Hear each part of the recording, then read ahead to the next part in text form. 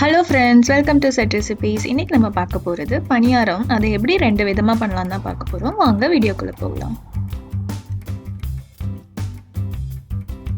ஒரு பாத்திரத்தில் 1 கப் இட்லி அரிசி, 1 கப் பச்சரிசி,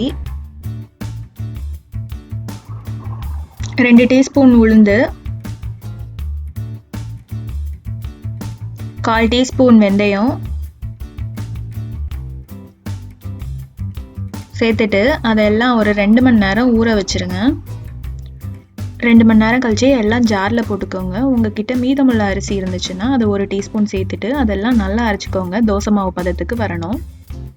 ஒரு 8 மணி நேரம் மாவு நல்லா புளிக்கட்டும். மாவு ரெடி ஆயிடுச்சு. இப்போ நம்ம கருப்பட்டி பணியாரம் எப்படி பண்ணுறதுன்னு பார்க்கலாம். ஒரு சட்டியில் நொறுக்கப்பட்ட கருப்பட்டி ஒரு 1/2 கப், அது உருகிறதுக்கு 1 டீஸ்பூன் தண்ணி ஊற்றிக்கோங்க. ஊற்றிட்டு அதை நல்லா உருக்கிக்கோங்க.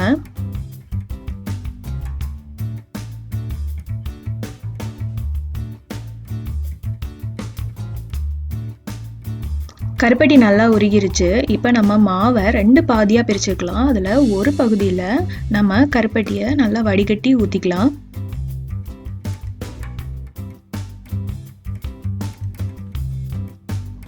மாவை நல்லா கலந்து விட்டுட்டு இப்போ 1 டீஸ்பூன் துருவின தேங்காய் சேர்த்துக்கலாம்.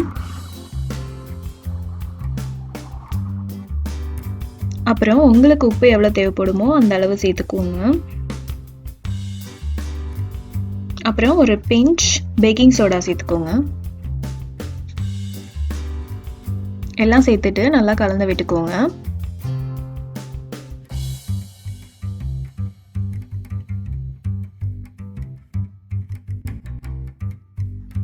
பணியார சட்டி நல்லா சூடானதும் எல்லா குழிலையும் கொஞ்சம் போல் எண்ணெய் இல்லைன்னா நெய் ஊற்றிக்கோங்க.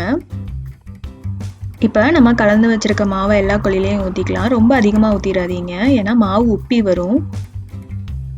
நான் இப்போ கலந்துருக்கிற மாவு ஒரு 14 பணியாரம் வரும். ஒரு சைட் பணியாரம் வந்ததும் அதை திருப்பி போட்டு வேக வச்சுக்கோங்க. அவ்வளோதான், நம்ம கருப்பட்டி பணியாரம் ரெடி.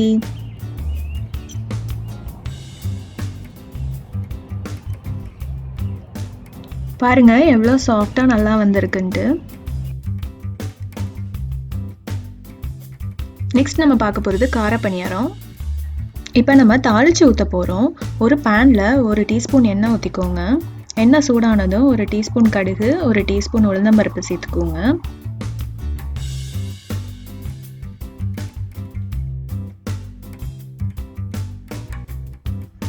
கடுகு உளுந்தம்பருப்பு பொரிஞ்சு வந்ததும் 1 கப் வெங்காயம் சேர்த்துக்கோங்க. வெங்காயம் வேகிறதுக்கு கொஞ்சம் போல் உப்பு சேர்த்துக்கோங்க.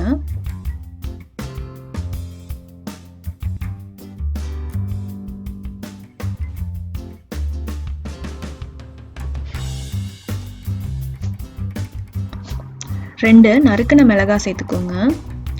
அப்புறம் கொஞ்சம் போல் கருவேப்பிலை சேர்த்துக்கோங்க.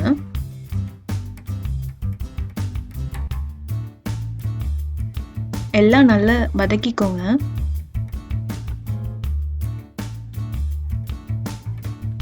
இப்போ இன்னொரு பகுதி மாவில் நான் வதக்கினதெல்லாம் சேர்த்துக்கிறேன்.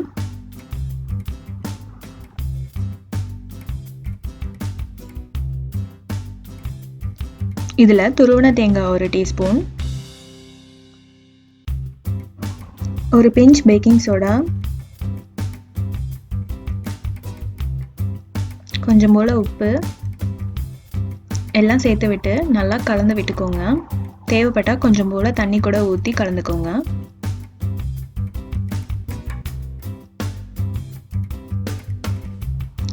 கல் நல்லா சூடானதும் எல்லா குழிலையும் எண்ணெய் இல்லைன்னா நெய் ஊற்றிக்கோங்க.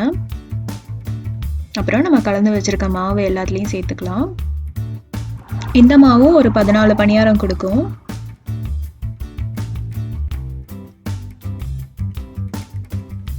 பணியாரம் வேகிறதுக்கு நம்ம மூடி வச்சு வேக வச்சுக்கலாம்.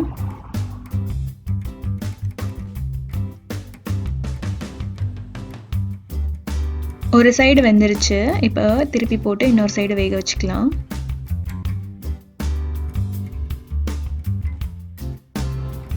அவ்வளோதான், நம்ம கார பணியாரம் ரெடி. பாருங்க, இதுவும் நல்லா சாஃப்ட்டா வந்திருக்கு. இதை நம்ம தேங்காய் சட்னி கூட வச்சு சாப்பிட்டா ரொம்ப நல்லா இருக்கும். இந்த வீடியோ உங்களுக்கு பிடிச்சிருந்தா லைக் பண்ணுங்க, ஷேர் பண்ணுங்க, சப்ஸ்கிரைப் பண்ணுங்க. தேங்க்யூ.